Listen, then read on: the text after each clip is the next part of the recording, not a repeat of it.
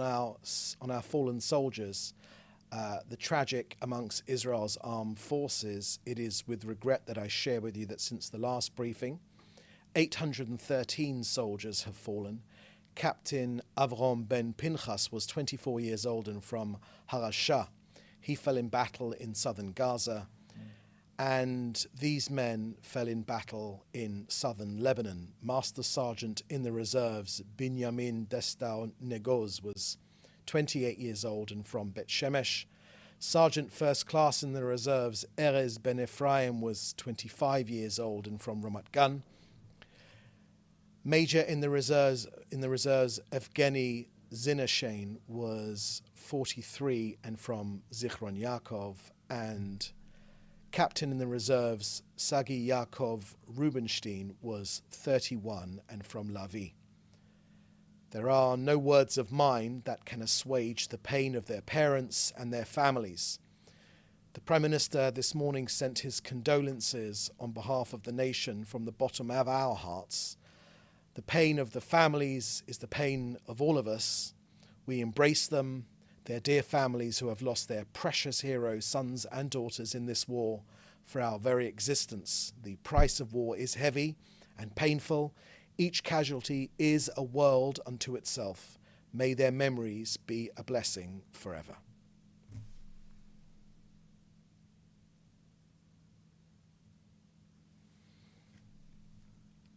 Next, on Syria, the collapse of the Assad regime is truly an historic moment for the Middle East. As the Prime Minister has said, the end of tyranny in Damascus offers a great opportunity, but is also fraught with significant dangers for Israel. Israel's forceful action against Hezbollah and against Iran, Assad's main supporters, were in turn used by Assad's enemies. It set a chain of events, a chain reaction for those who want to free themselves from this tyranny and its oppression. But it also means that Israel has had to take action against these possible threats. One of them clearly is the collapse of the Separation Forces Agreement from 1974 between Israel and Syria. This agreement had held for 50 years. The Syrian army having abandoned its positions, Israel's government gave our forces the order to take over these positions to ensure that no hostile jihadi forces or Hezbollah embedded themselves right next to the border of Israel. This is a temporary defensive position until a suitable arrangement is found. As always, Israel first and foremost puts forward a hand of peace to those beyond our border, in Syria, to the Druze, to the Kurds, to the Christians, and also to the Muslims who want to live in peace with Israel. We are following events very, very carefully. If we can establish neighborly relations and peaceful relations with the new forces emerging in Syria, then that is clearly our desire. We want nothing more. But if we do not, we will do whatever it takes to defend the state of Israel and the border of our country. Practically, what does this mean? It means that the IDF has reinforced its forces on the Golan Heights and deployed forces in the buffer zone and at additional points. Our objective is to prevent hostile jihadi armed forces and Hezbollah from entering the area. Israel, as ever, will do whatever it takes to ensure the safety of the communities on the Golan Heights and all of our civilians.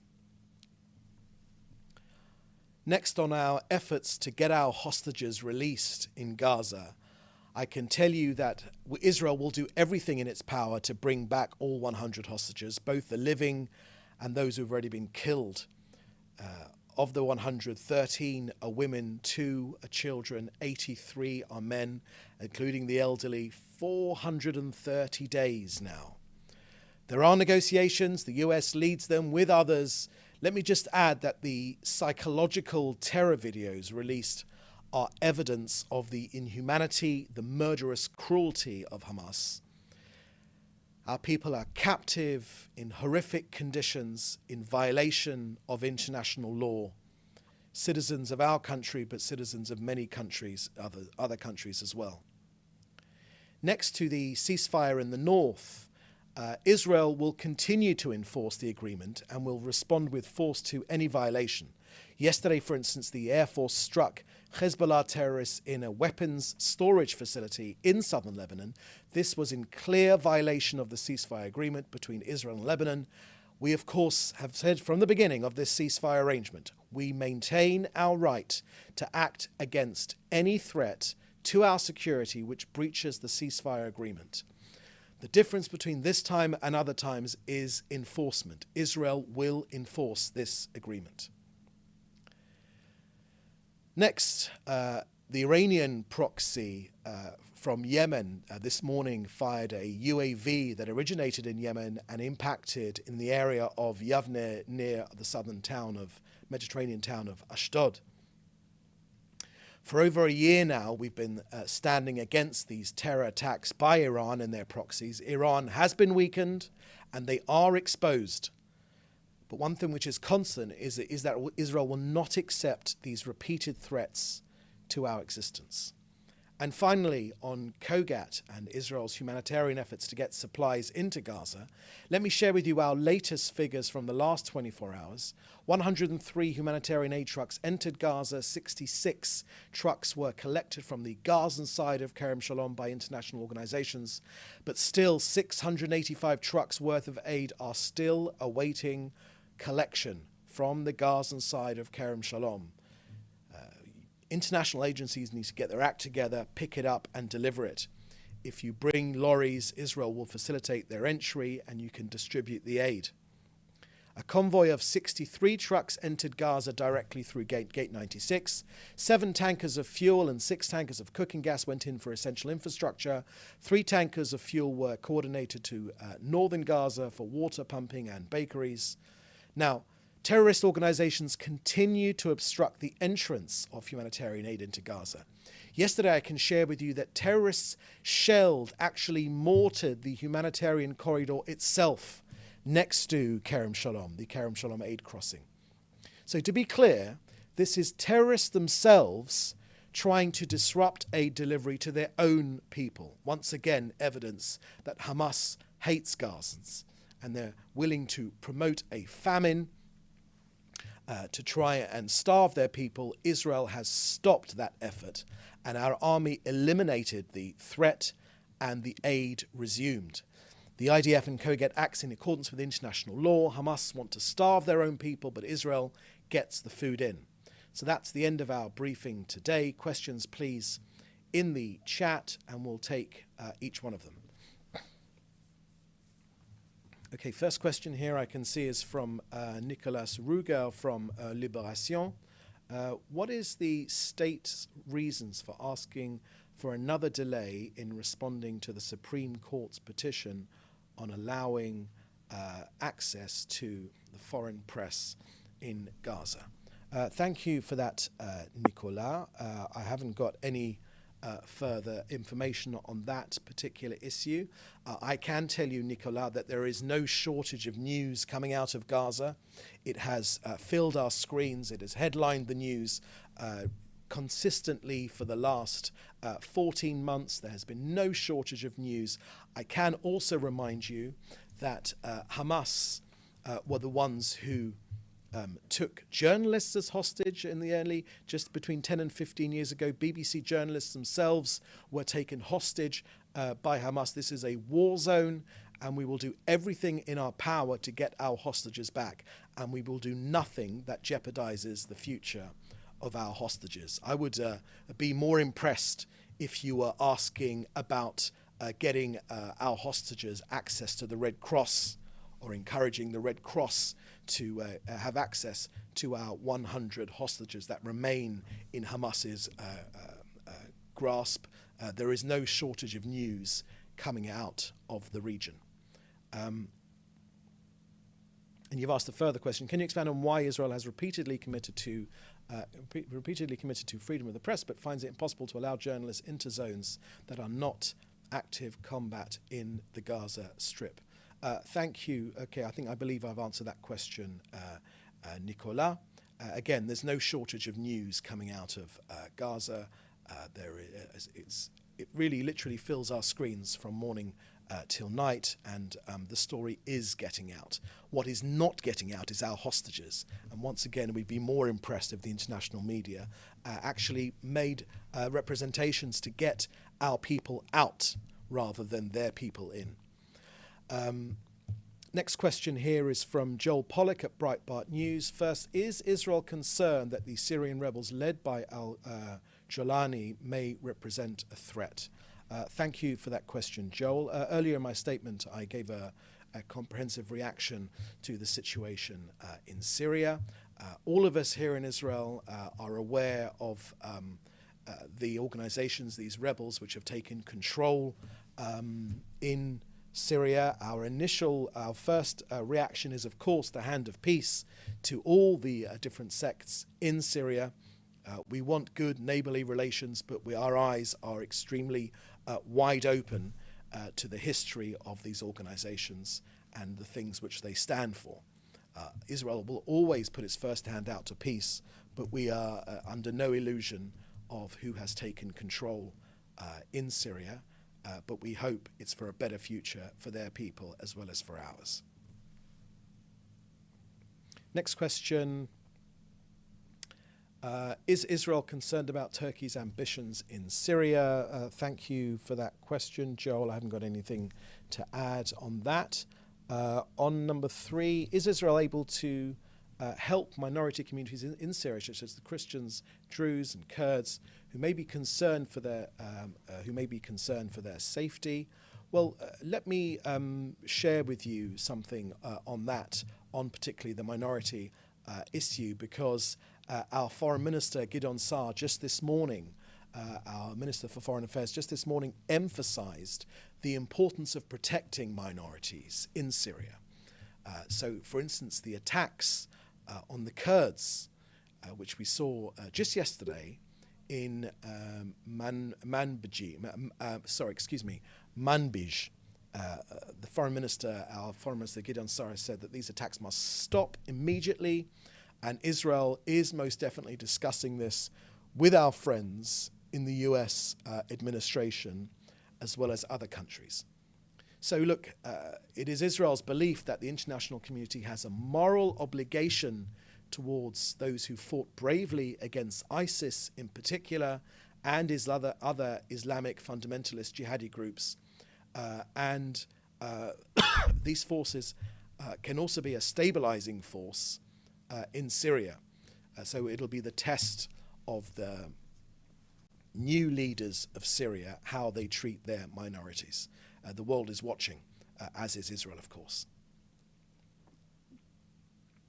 Number 4, will Israel call on the ICC to charge Assad with war crimes, which it has never done? Thank you for that question, Joel. Israel's not a member of the ICC, and I haven't got anything more to add on that particular question. Is there truth to stories that Israel is nearing a hostage deal with Hamas? Thank you for that question, Joel, on the hostage deal. Look, it has been the way we've done things here since this war began, 420 days, not to negotiate from this podium or in public. Our objective has been from the beginning to get our hostages back. We will still, and the Prime Minister's made this clear very recently, that we want to get all of them home. We will do everything in our power to get them home, and we're taking forward the latest opportunities to get them home. I don't want to say more than that. It doesn't help the situation. Ultimately, Israel has been extremely clear. They need to be brought home now, 420 days. It is a breach of international law. It's against humanitarian law. They haven't for once, not one moment, had any access to the Red Cross. And they need to be brought home right now, and Israel will do everything in its power to bring them home. Okay, could you scroll down?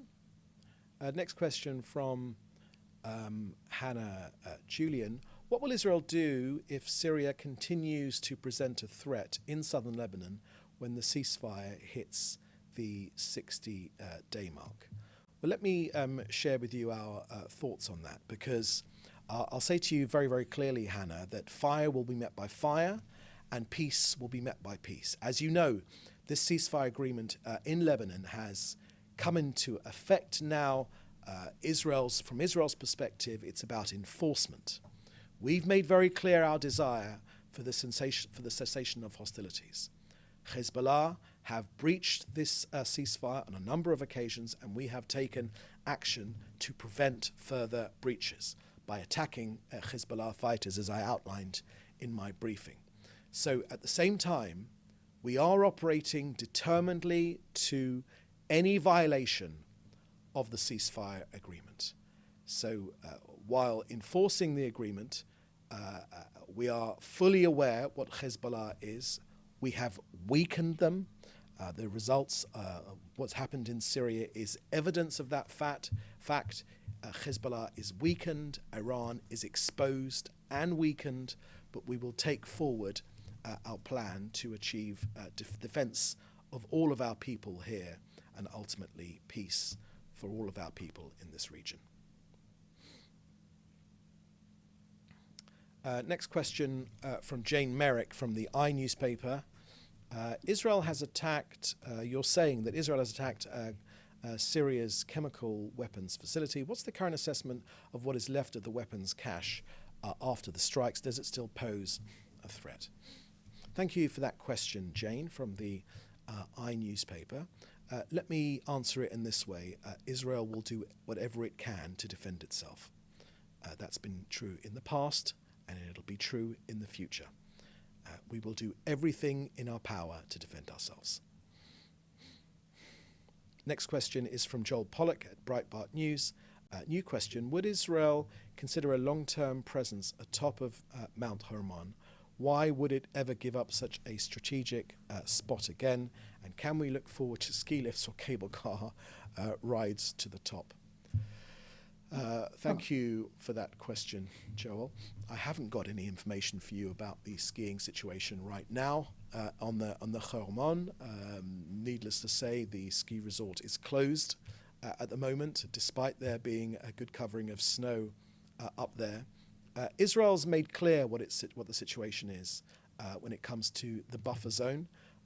We have entered the buffer zone because the Syrian army has abandoned their positions, and so that means that with the collapse of this Assad regime, it means that there is not only opportunity for a better future, but also significant dangers for Israel. So we are taking forceful action against anyone that would seek to harm our people.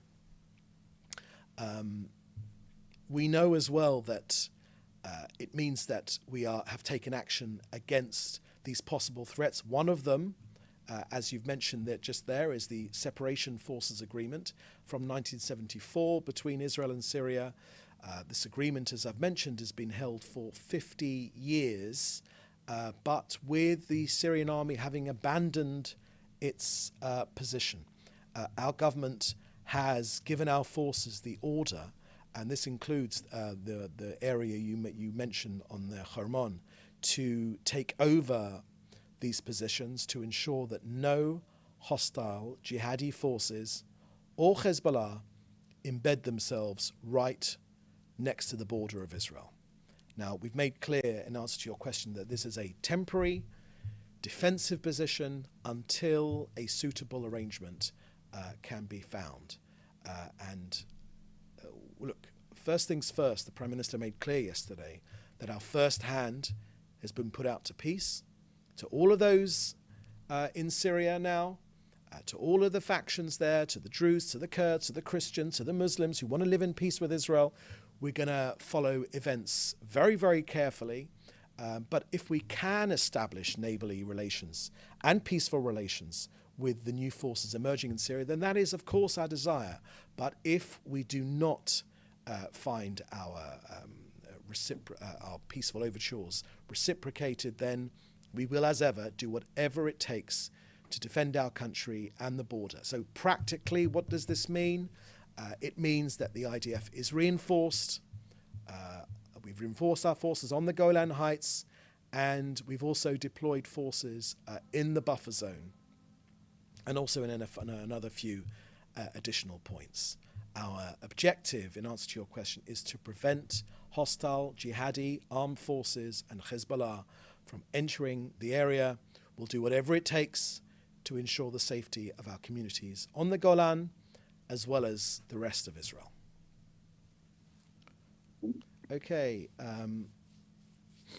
another question here from Fred Ager, and your question is: thousands of Syrian refugees are eagerly waiting at the border crossings of southern Turkey, eager to return home at the fall of Assad's government. Many arrived in Silveguzu and on Supinar, excuse me if I butchered those names. Border gates, dressed in blankets and coats. Hundreds of displaced Syrians were also returning to Syria from Lebanon, with dozens of cars lining up to enter. Any concerns for Israel regarding civilian migrant refugee movements? Any particular measures? Thank you for that question, Fred.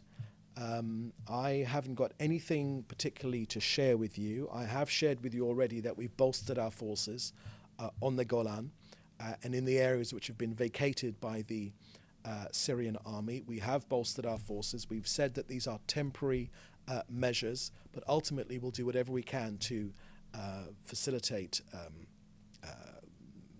that the border remains peaceful and that jihadis and our enemies do not occupy the space which was previously either manned by the Syrian army or by the UNDOF force, which was supposed to maintain the buffer zone. Okay, that's the last question today. Thank you for joining us. In the meantime, please do stay safe, and we'll see you at the next briefing. Thank you. Bye-bye. Thanks for watching. Drop a comment below. Don't forget to like, share, and hit subscribe to stay updated with our latest content. Until next time, stay informed and inspired. This is Dejobnik signing off.